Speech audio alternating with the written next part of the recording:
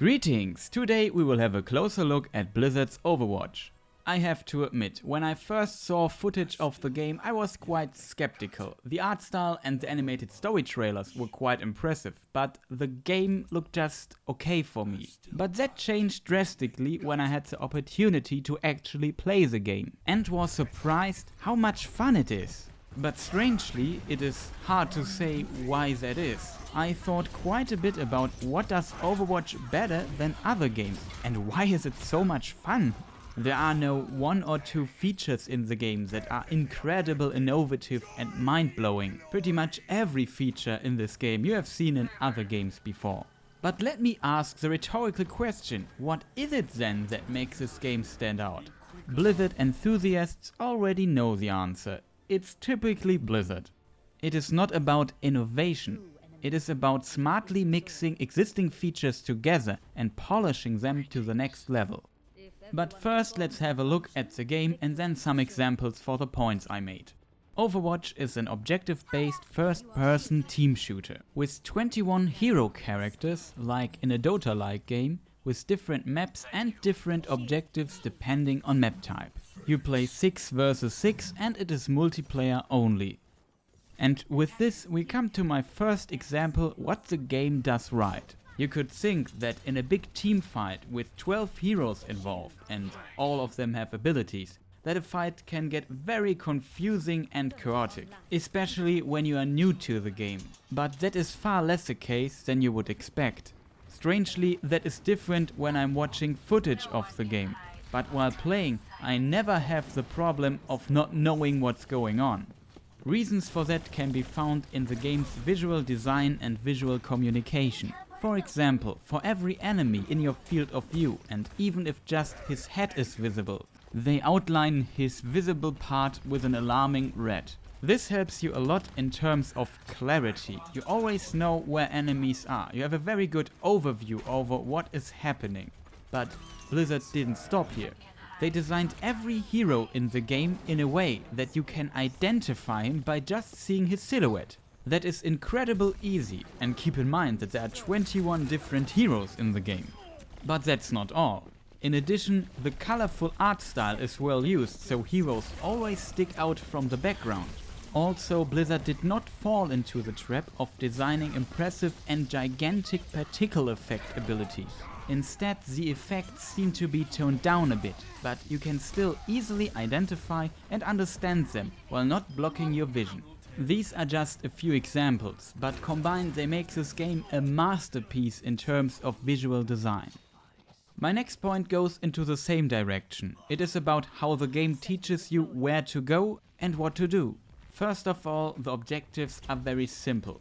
With just small bits of texts and icons, the game teaches you everything you have to know to win a game. One overlay icon shows you where your objective is, and all you need to know is go there. Amazingly, the maps and the placement of the spawn point, which can change during the match, are so designed that you only have to walk into the general direction of your overlay icon and you will easily find your objective. So on most maps it's pretty hard to get lost, and this without a minimap. But let's go on and talk about the heroes. What Overwatch hero design does is splitting up classical shooter classes into different heroes. So you can find those classes in the form of different categories or roles, like Assault, Defender, Tank or Support. You could ask what's the difference between those roles and the classes we know from a lot of other first-person shooters. The difference is that each hero has a unique play style, even within the same role. For example, all the tanks play extremely differently. But this is true for every role. Another interesting concept present in Overwatch I talked about in my Titanfall beta impressions video from early 2014. I call it removing classical level limitations. A good example for a classical level limitation would be a wall. It limits your movement. You can't just go through the wall, you have to go around the wall or find an entrance.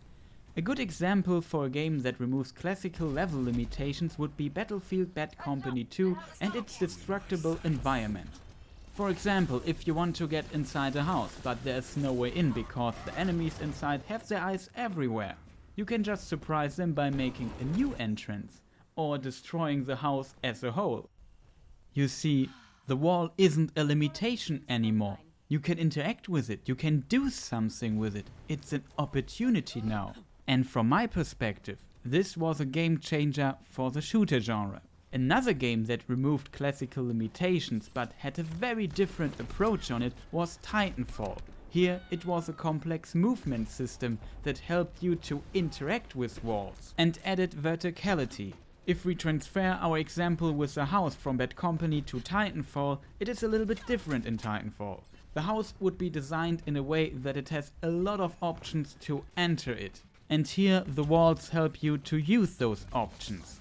And again, the wall isn't just a limitation, it's an opportunity. I also want to point out that this concept isn't new. Back in the day, old arena shooters or even games like Jedi Knight 1 or Jedi Knight 2 had approaches to this concept too. But after this little game historical excursion, let's go back to Overwatch. It takes all those movement concepts from Titanfall and the classical arena shooters like rocket jumps and splits them up into different hero abilities. And this results in very different playstyles within those heroes that are able to use those movement options, because they are tied so well to the other abilities each hero has. At the same time, heroes without those movement abilities don't feel underpowered or boring. Reasons for this are the unique playstyles and different abilities, but also the level design itself limits the movement system to some degree.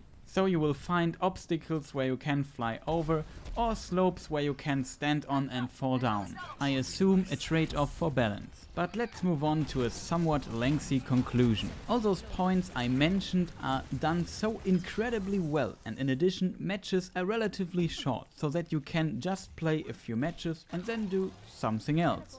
That makes the game incredibly fun. Even if a match is not going well, you are not trapped in it for 40 minutes, and at least for me it kept me motivated to just start another round. Technically the game is polished and runs very well even on my old machine, and I only played the beta version of it. It has tons of options like individual mouse sense for each hero or other neat features. For example, for Lucio, you can activate that he only can use his speed buff if you hold down the shift key, which is a sprint key in other shooters, and else toggle back to his heal ability.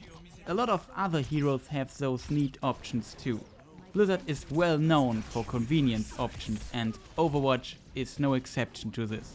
I'm a little bit sad or surprised that I have pretty much nothing to complain about. Maybe some balance issues, some abilities can be a bit frustrating to play against, especially if you're new to the game, like Bastion or Hanzo and his annoying Dragon Ultimate ability that you see 80% of the time at the end as play of the game. But as you play, you learn what you can do against them. I'm also skeptical towards the idea to allow the same hero multiple times in a team. Yeah, that I haven't thought about this myself. A third Widowmaker is exactly what we need right now. Another point is the price. There are several different editions of the game.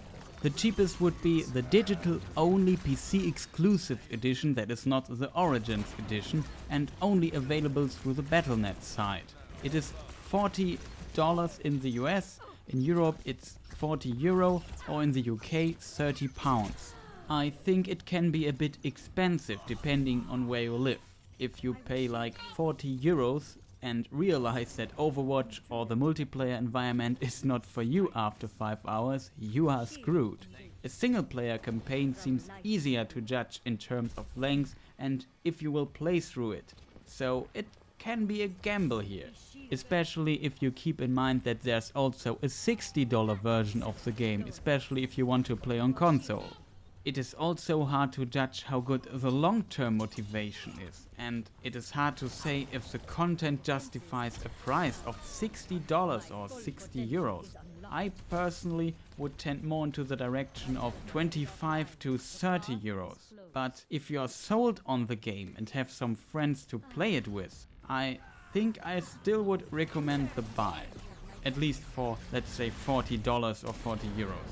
It's definitely a good game and it has the potential to be very successful. And this wraps up my little Overwatch impressions video. Sorry that the footage wasn't that good. I haven't recorded that much footage and had to work with what I had. But I hope you still enjoyed watching this video. Thank you for watching and goodbye.